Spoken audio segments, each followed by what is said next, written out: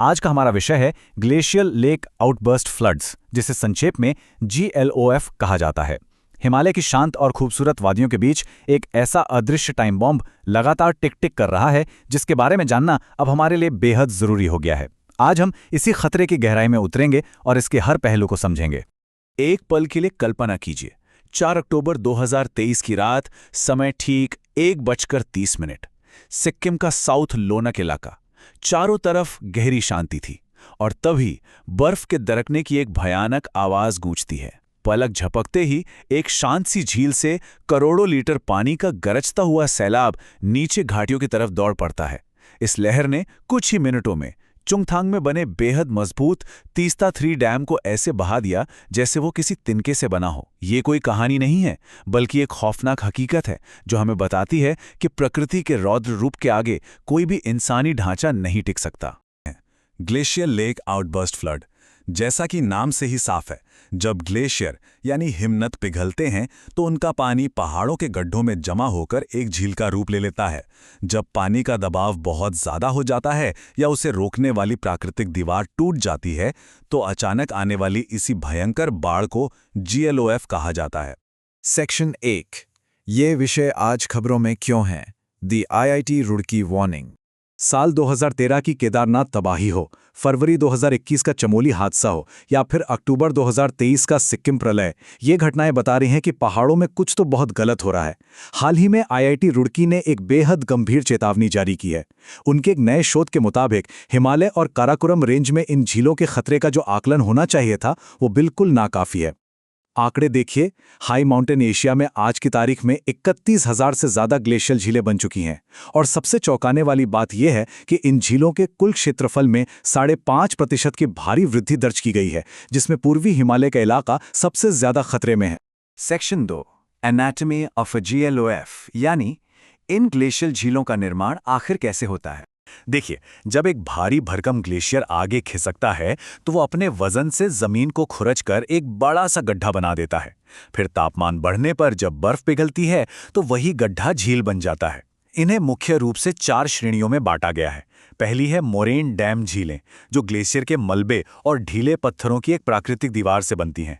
दूसरी ice damped, जिससे खुद बर्फ की मोटी परत ही रोकती है। तीसरी इरोजन यानी चट्टानों के कटाव से बनी झीलें और चौथी अन्य प्रकार की झीलें। इनमें सबसे ज्यादा खतरनाक वो पहली वाली यानी मोरेन डैम झीलें ही होती हैं, क्योंकि ढीले मलबे की दीवार पानी का दबाव बढ़ने पर कभी भी टूट सकती है। Section 3, triggers behind the floods, यानी इस भयानक बाढ़ के मुख्य कारण क्या हैं?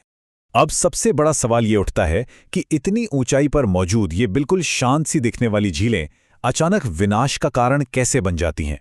इसका सबसे बड़ा गुनहगार है तेजी से बढ़ता वैश्विक तापमान।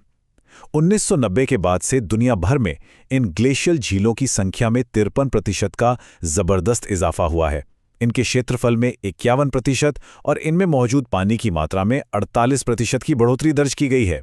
गर्मी की वजह से ग्लेशियर अब पहले से कहीं ज्यादा तेजी से पिघल रहे हैं। तापमान के अलावा भी कुछ ऐसे कारण हैं जो इस तबाही को ट्रिगर करते हैं। पहला है ग्लेशियल सर्जिंग, जहां बर्फ का एक बड़ा हिस्सा अचानक तेजी से खिसक जाता है। दूसरा है स्ट्रक्चरल फेलियर, यानी मलबे की कमजोर दीवार का टूट जाना।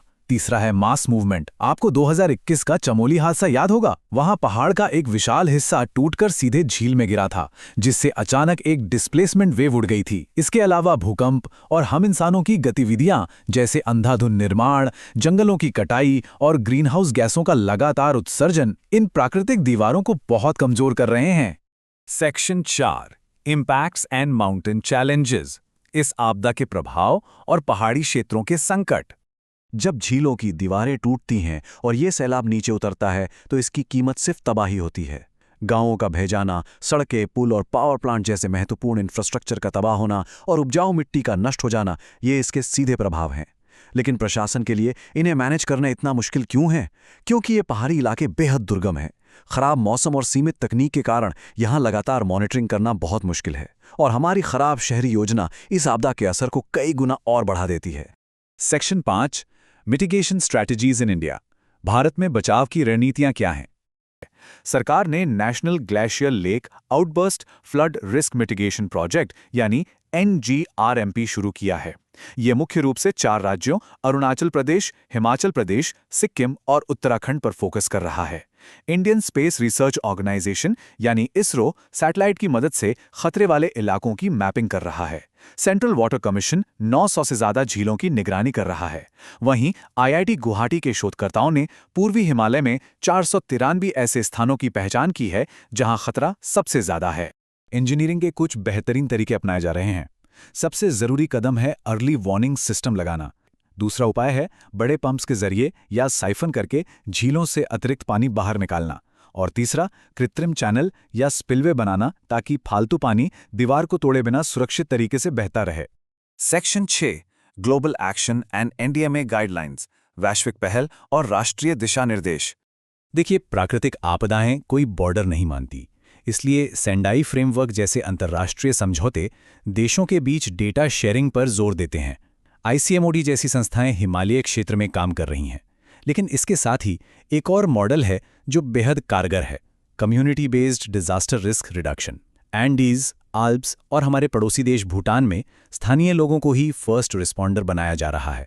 उन्हें ट्रेनिंग दी जा रही है ताकि वे झील की दीवारों में दरार जैसे शुरुआती लक्षणों को तुरंत पहचान सकें।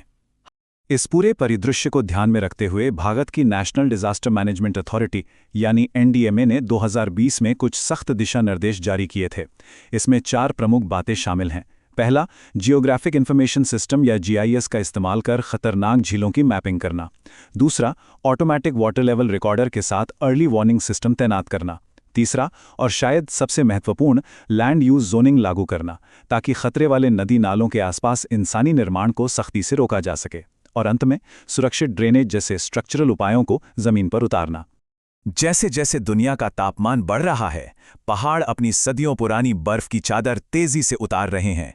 ये सिर्फ बर्फ का पिघलना नहीं है, ये एक अलार्म है जो लगातार बज रहा है।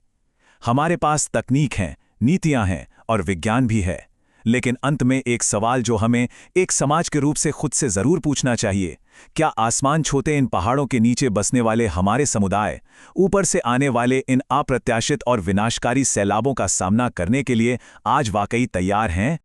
अगर ये वीडियो आपको पसंद आया हो तो लाइक जरूर करें, शेयर करें उन दोस्तों के साथ जिन्हें UPSC, लॉ या जनरल नॉलेज की तैयारी करनी है। और हाँ, सब्सक्राइब करें। आप अपने सुझाव या सवाल नीचे कमेंट में लिख सकते हैं। UPSC एंड कॉम्पिटिटिव एग्जाम की गाइडेंस या मेंटरशिप के लिए संपर्क करें।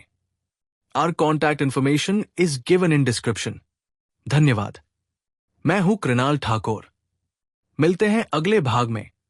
जय हिंद।